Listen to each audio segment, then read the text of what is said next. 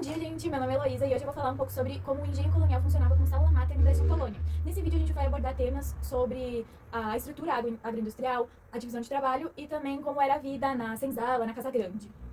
Bom, no início do período colonial brasileiro, os portugueses chegaram no Brasil com o intuito de buscar metais preciosos, mas eles acabaram não encontrando. Então, para transformar a colônia em algo lucrativo, eles resolveram trazer a produção de cana-de-açúcar aqui no Brasil. O termo engenho era utilizado para se referir a grandes propriedades produtoras de cana-de-açúcar. Essas propriedades normalmente eram divididas em duas partes: a parte agrícola, onde era a parte do plantio, que se plantava cana-de-açúcar, e a parte do beneficiamento, onde a cana-de-açúcar era transformada em açúcar. E nesse beneficiamento tinha alguns pontos principais, como o moinho, onde era extraído o caldo da cana, as caldeiras, onde era esquentado esse caldo, a casa de pulgar, onde era fabricado o açúcar bruto, e as destilarias, onde era fabricado o aguardente, que a gente conhece como cachaça. Além disso, eram divididas também em Casa Grande, onde ficavam os senhores de escravos, os grandes latifundiários. E uma coisa interessante é que no início do período colonial, as casas grandes não eram casas grandes, eram casas muito simples, onde os senhores não moravam nelas. Só depois, conforme foi passando o tempo, que eles começaram a morar nessas casas. Também tinha senzalas, que eram onde os escravizados ficavam, que eram estruturas feitas de madeira, de barro, com poucas janelas, onde a condição de vida era desumana e precária. Tinha muita aglomeração de pessoas, então não tinha um espaço pessoal próprio, a higienização também era muito ruim. Mas as senzalas também foram um grande marco de resistência, porque foram lá que os escravos conseguiram cultivar a cultura deles, a cultura africana, com cantos, tradições, comidas. A gente pode ver também um símbolo de resistência, a capoeira, que era contado como se fosse uma dança, mas na verdade a capoeira é uma luta. Muita gente até hoje acha que a capoeira é uma dança, então isso representa um símbolo de resistência dos escravizados. Também tinha a Casa dos Trabalhadores Livres, que normalmente eram as pessoas que sabiam como era produzida a cana, que comandavam os escravos. Normalmente eram pessoas mestiças ou europeus que vinham para trabalhar aqui no Brasil. Além da cana-de-açúcar, também era plantado outras coisas, como mandioca, milho, feijão, arroz, que era utilizado para dar de alimento para os escravos, mas não tinha alimento suficiente, então acabava que faltava muito alimento. E muitas vezes os escravos eram desnutridos. E acabava que, com várias horas de trabalho, mais de 14 horas por dia, a mortalidade dos escravos era muito alta. Também, um exemplo, no moinho, muitos escravos acabavam perdendo partes do corpo, porque eram muitas horas de trabalho, muito exaustivo. Então, se você não ficava ligado, era muito fácil você perder uma mão.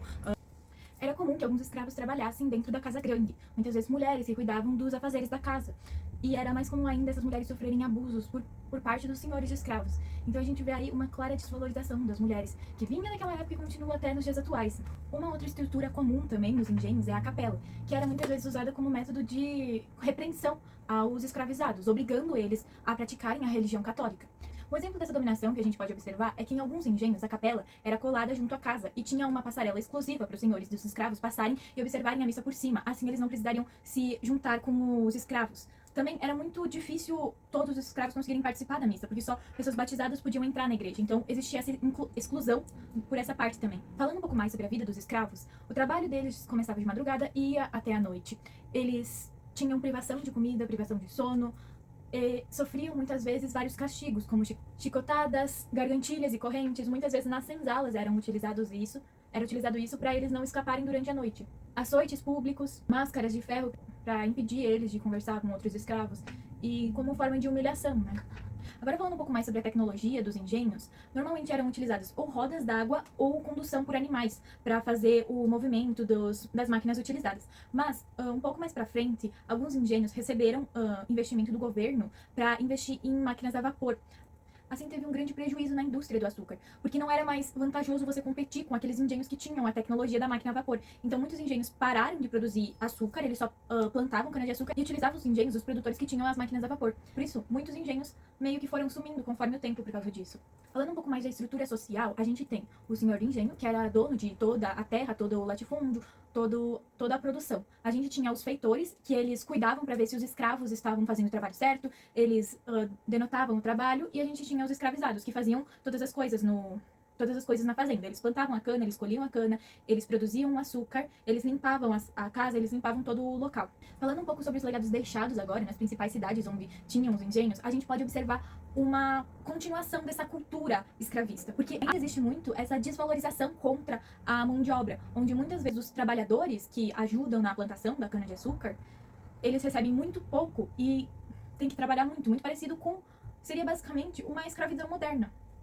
E a gente percebe que ainda existe esses grandes latifundiários, onde essas terras foram passadas de famílias para famílias e não foram divididas para os mais prejudicados. Mesmo com a abolição da escravidão, a gente pode observar que ela ainda existe nos dias atuais, porque foi abolida a escravidão, mas não foi feito nenhum projeto para aceitar esses escravos na vida social.